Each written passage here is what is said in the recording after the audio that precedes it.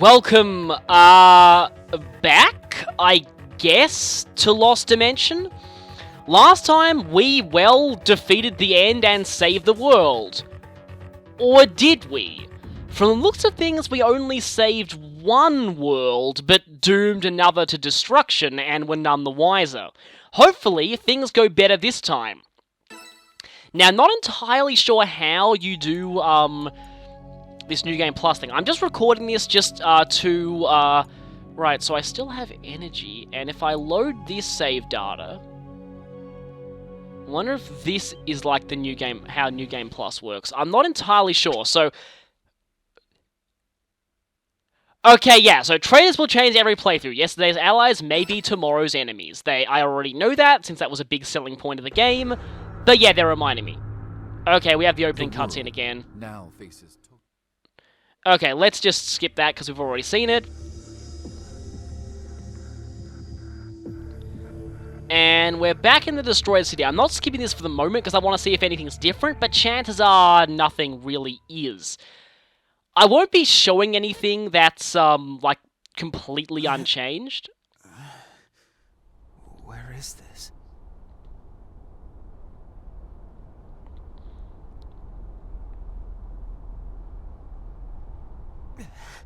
My head.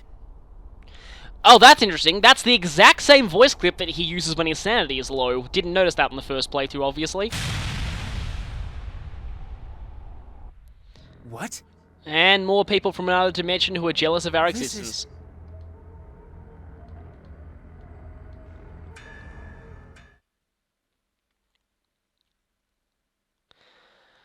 So, let's see. Wait a minute.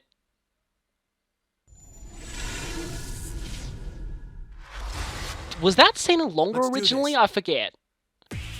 Okay, so Sho is now level 1 again. Let's go. But we don't have a tutorial. We have free control over this map. Okay, that's good. I was worried they'd give us the tutorial again.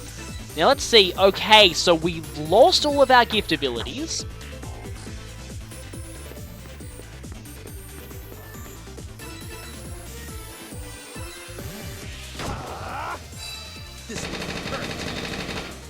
And now I have to go back to being suspicious of everyone. And back to fearing these enemies again.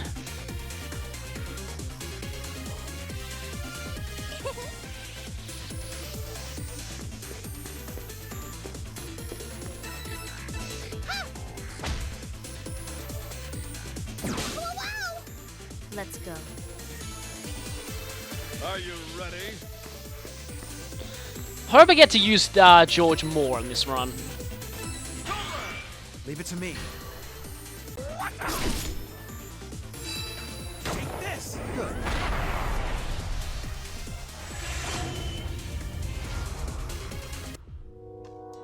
Yeah. Well. You serious?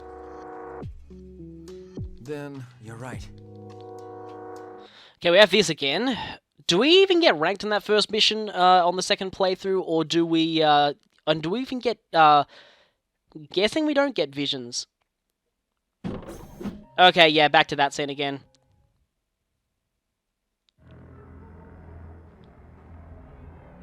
Well, we know why he's glaring with such hate in his eyes, but let's just skip this. I haven't shown you what skipping looks like, but yeah, it doesn't fully skip the scene outright, it just shows everything just rapidly.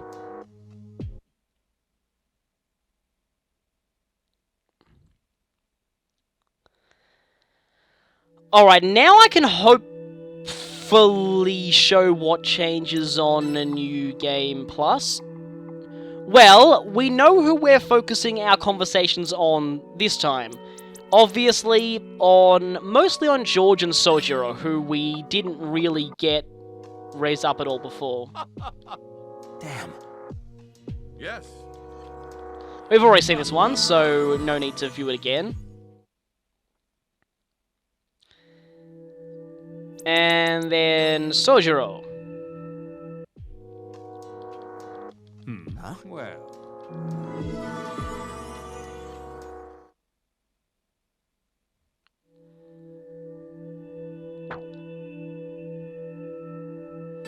And I guess we have to talk to everyone to progress, so I'll just cut this out.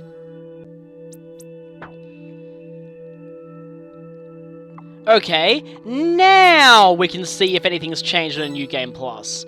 So, we already have access to the vision system, which we did not have access to on the entire first floor originally. Everyone's got a 0 in the battle rankings, so, that's funny, George Jackman is still on the... Everyone's trust is mostly neutral at this point. And no data on vision history. Wait, do I still have my VP? Just wondering. We have 2. I know I had at least 5 before, so VP don't seem to carry over to a New Game Plus. Then why do you get given VP on the 5th floor? That's really strange. I guess maybe that's to determine if you erased innocents before, who were the traitors among you, so you can get ready to fight them. Anyway. Okay, so we only have these weapons available, and from the looks of things, our old weapons don't carry over.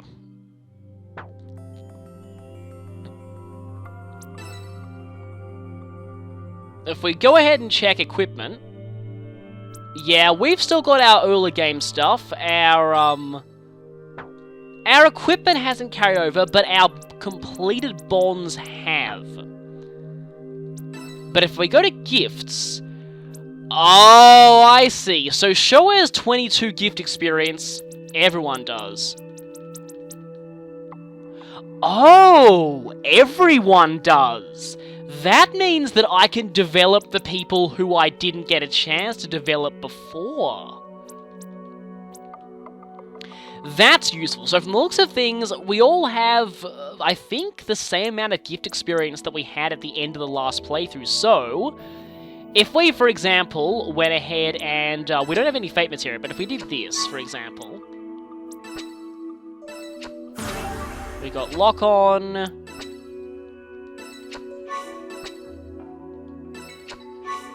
We leveled that up. You know, I may as well go straight for Daydream.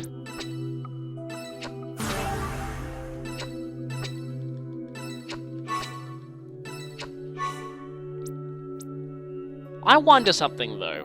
When we're this low level, if we raise our level of skills too high, we might not even have enough GP to use them. Kind of interesting. Okay, now I need to get Oblivion. I wonder if I even have enough gift experience to even get Daydream.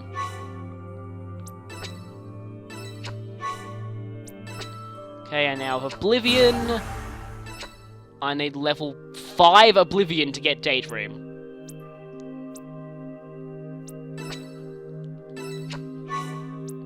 And I also need Combat Alert.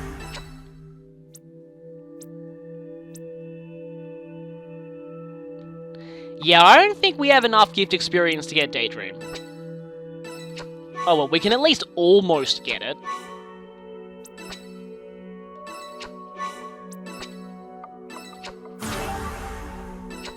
Yeah, Combat Alert is ours, but we need a little bit more before we can get Daydream. We can max out Combat Alert to achieve one of the criteria for getting Daydream, though, so...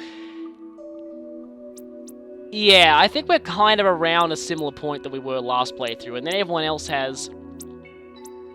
So let's try leveling up mainly George, because I didn't get a chance to give him very much gift experience at all last playthrough, so obviously I want Armor Crush.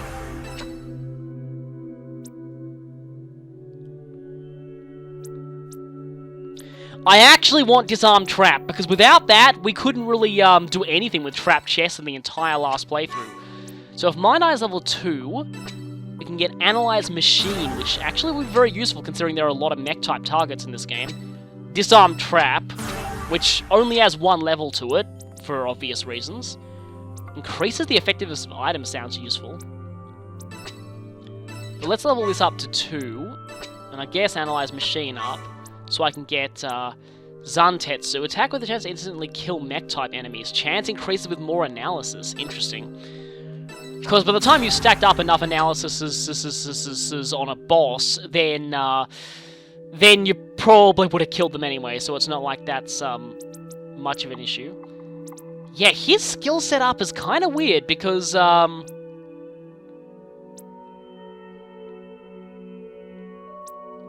wait a second. Does he only have one skill for full heroism? That is really interesting. Increases damage from gift skills and decreases GP and sanity costs. It gives him, just increases damage from gift skills. Which is a very, very good fate material to give to other people, probably. Wow, imagine Yoko with that. Ouch. Blade Master sounds useful too, and, Sense is definitely going to be useful as well, so... It looks a bit... George's setup is kind of weird. He doesn't have all that many skills, but he's got a lot of materia abilities. So, they make it so that... Maybe it's like so that when he's scripted to be erased in the first playthrough, it's not a big loss, but in a later playthrough, he can make really good use of other people's fate materia. So we have Zantetsu, we have Helmbreaker, an attack that ignores but any counterattack after it is stronger. Higher damage with more analysis. That's actually kind of useful though. Psychic Sword raises strength, Top Guard. Oh, that's interesting. So you counterattack with Helmbreaker. That also increases the... Well, actually, doesn't matter because the enemy won't be able to counter a counter. So yeah, all of your counterattacks will ignore Vitality. That's pretty awesome. Cure Chi increases critical damage from gift. That's pretty good. Neck Slasher, high critical chance to instantly kill without analysis. Nice. Hilt Bash, chance to stun. Some pretty decent abilities here. Item Mastery sounds quite useful too, though. Get level 3 Armor Crush. Then we can get Helmbreaker. And I would quite like that counterattacks use Helmbreaker ability.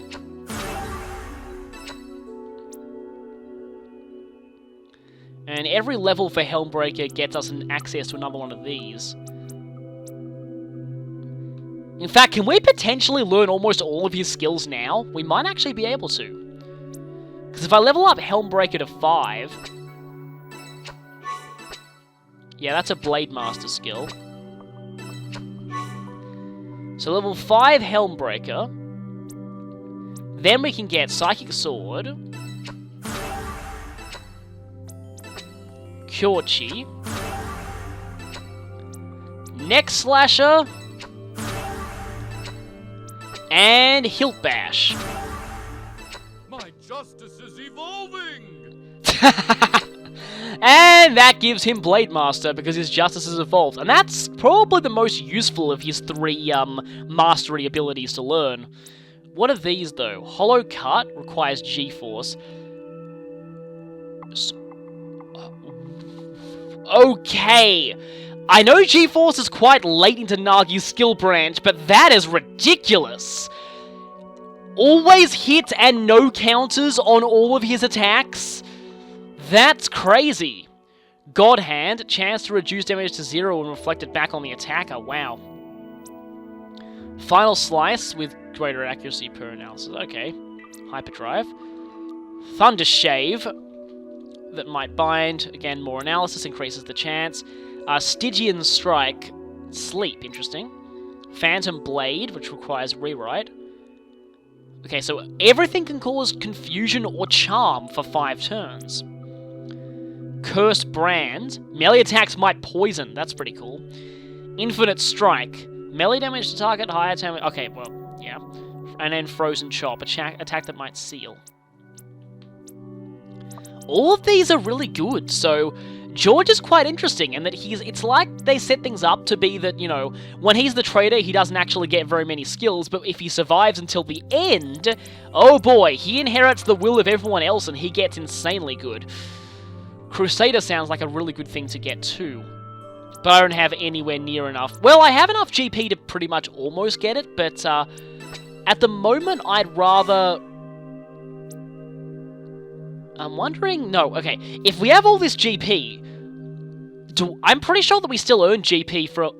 Say it again. Gift experience from leveling up, so... Shouldn't be too much of a thing, but his justice will evolve once I learn this. My justice is evolving! He has gained sense that doubles the amount of analysis that Mind's Eye adds.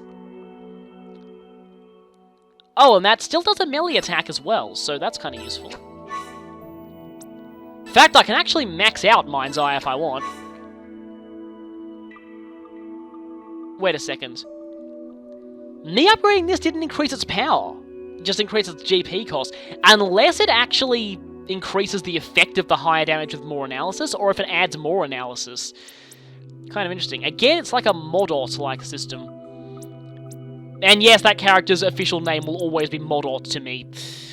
From Marvel vs. Capcom 3, in case you don't know.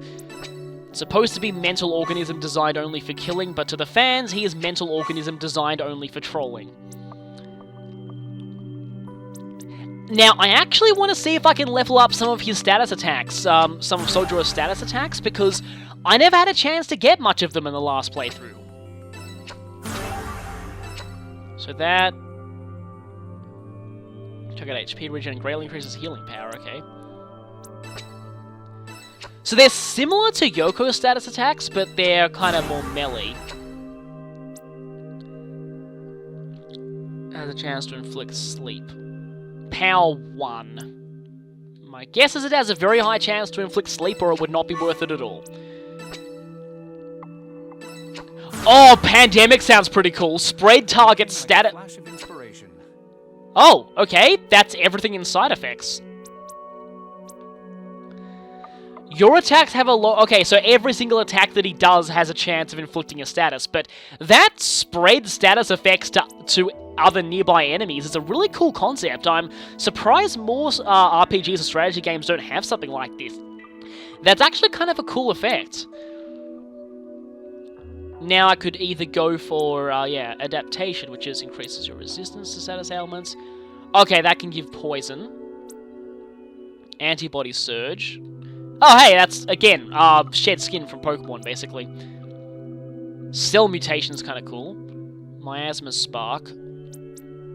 Corrosion. Lifesteal.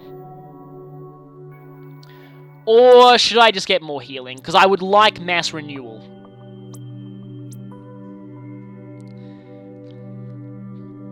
Yeah, overheal sounds kind of interesting. Definitely want injection. Refresh just cures poison? Generally speaking, in most RPGs, I find it moves that just cure one status to be kind of not that useful, unless that one status is really, really, really bad.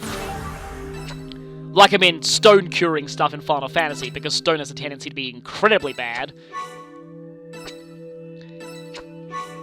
Yeah, definitely leveling this up. Decreases GP cost of healing abilities. That's useful.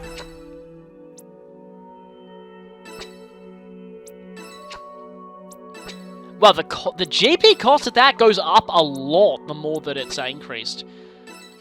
But I think it might be worth it to level up heal to max.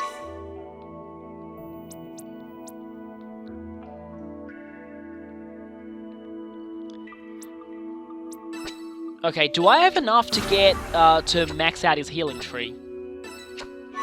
I think I do, actually, because if I get revive and then refresh... Nothing like a flash of inspiration. He learns rejuvenation.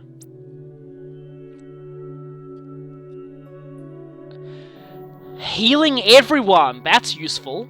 So, yeah, I'm hoping Sojiro lasts for a while now, because he looks like he could be quite useful. I already leveled up a lot of Marco's abilities, so I'm not really going to focus on showing them too much here. I'll do that off camera. Anyway, big question here. Do our... Yes! Our S ranks carry over...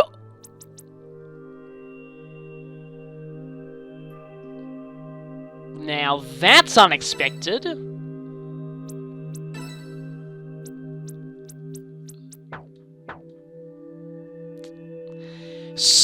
So, on a New Game Plus, okay,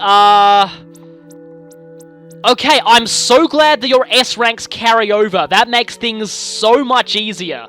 In fact, it's good because it means that, yeah, if you S-ranked a character's character quest in one playthrough, you never have to worry about needing to to get that character to max bond again. So that's good. I still need to complete these missions, but my ranks carry over, so all of that S-rank grinding I did last time paid off. But I didn't expect there to be exclusive New Game Plus missions. Yeah, exclusive New Game Plus missions. So, looks like this second playthrough will actually have more footage than I thought it would. Interesting. Now, I know at least one of these has... yeah, something that I couldn't get before. Wait, no, I don't think... You know, I'll have to look up the locations of all those things. But anyway... So, yeah, this New Game Plus is shaping up to be quite interesting. Okay, I hope all of the files... Yep, they all carry over, that's good. Anyway... I'm not going to do a sign-off at the end of these videos because I'll probably be editing a lot of these ones together to make full parts, so I don't fully know where these parts are going to begin and where they're going to end, because, again, I need to take footage from all over the place for this. I'm going to need to take footage of any deep visions, any vision scenes, me deducing the traitor for this floor, so yeah, lots of different things. So, yeah, but I guess we've kind of figured out what's going on with New Game Plus here. So we're here back on Suspicions, the second main story quest of the first floor, on a New Game Plus. And remember this door here that we couldn't do anything about before? There's actually a switch for it now. From what I've looked up, basically doors that were like this in the first playthrough, there are now switches for them, and these switches only exist in the second. And I'm going to have to delay beating these enemies another turn because, well... yeah, sure needs to get to that. So...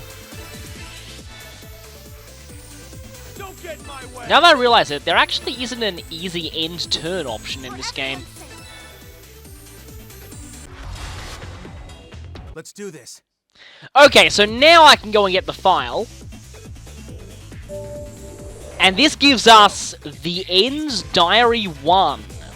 That sounds very interesting. Well then. Now we can just clean up the rest of this mission.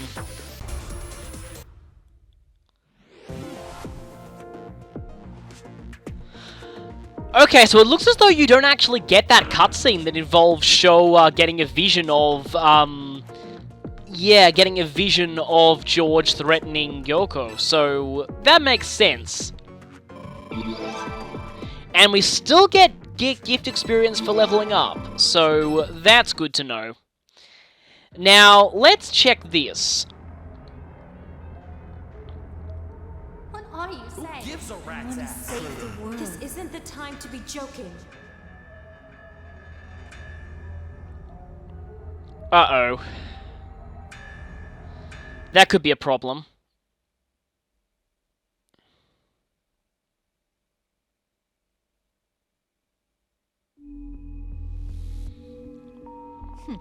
And yes, we get these scenes in the now in the first floor.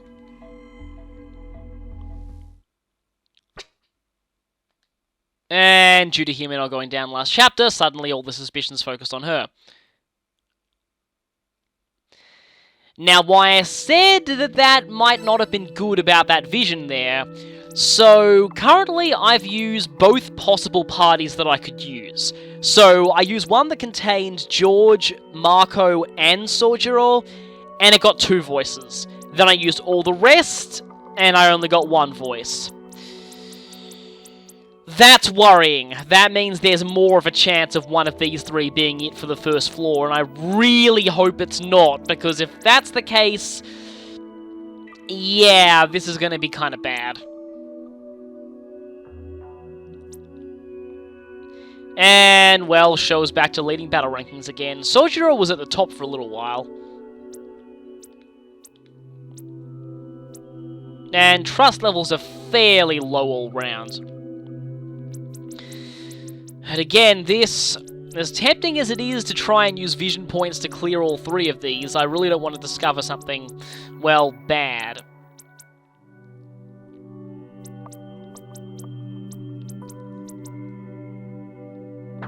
Anyway, only time will tell.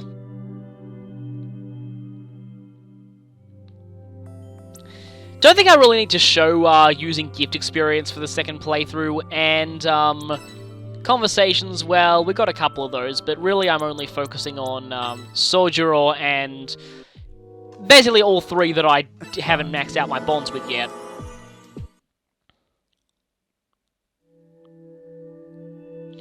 Oh hey, Sojiro's already got a gold conversation, although I think we've already seen that one.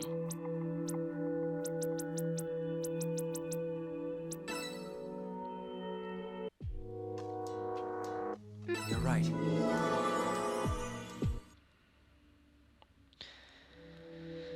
So I might do that one off screen, we may have already seen it. Anyway though, what I wanted to show was... not the sound, actually, now I think about it.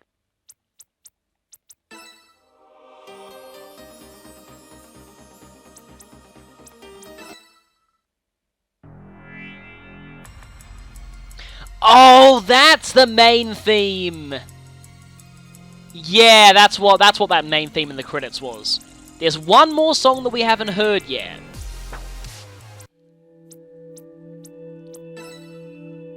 Anyway, what I really wanted to show was these tips files, because we just got a new one, the End's Diary 1. Not only that, but from what I've read, there are actually a few new tips files that only show up on a New Game Plus. Past Meteor Records sounds the most interesting here by far, but firstly let's look at the End's Diary 1. The End's Diary 1. 2025? It was on that day, 10 years ago, that my ultimate fate was decided. No, perhaps even before that. That kind of sounds like the opening to a short story. It always seems like short stories have to opening on a really snappy line that draws you in, but anyway. Consigned to a future where I am not allowed to live. I cannot accept that. What is that deciding difference, that factor that determines that he shall always live and that I shall always die? Always. That's interesting. So unless it's happened across multiple alternate universes, I refuse death. I refuse blind submission to fate. Thus, I will rob him of his. I will return to that day, 10 years ago, and I will change everything. Thus will my revenge be complete. So there's time travel involved. That I wasn't expecting. Also, I find it really ironic that Matthew Mercer is now voicing a character who's determined to change fate, but they're a villain this time rather than a hero. Interesting. Anyway, now we have, these. Internal strife causing inaccurate bomb threats.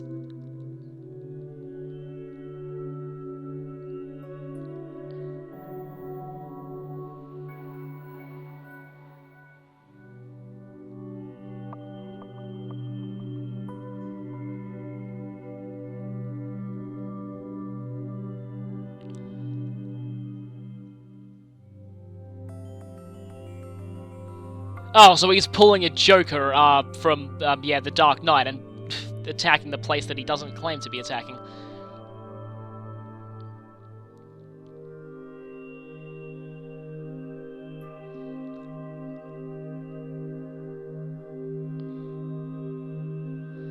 Complex metaphor and overly poetic rhetoric, of course, it's the end.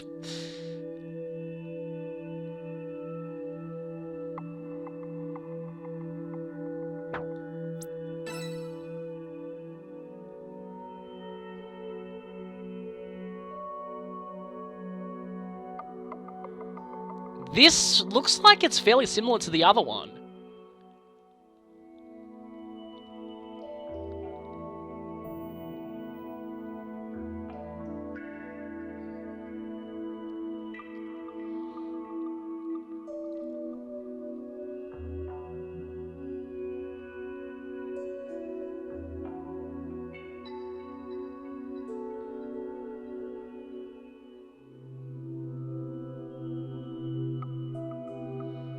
No suspicious personnel near the epicenter, so maybe it was teleported in?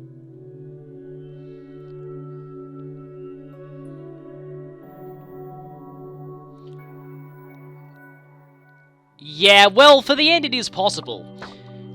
It's interesting though because, it looks as though these documents are basically 2 reports on the same incident, but it's targeting different buildings, and the details between the 2 are slightly different, which I think would imply we've got 2 alternate universes going here, and is the end attacking both of them simultaneously? Or has one universe been created by the end going back into... I don't know, we'll find out as we get more of these files. This one is the one I'm most interested in, past meteor records, because if we saw something in the ending, it looked like there was some kind of a meteor strike.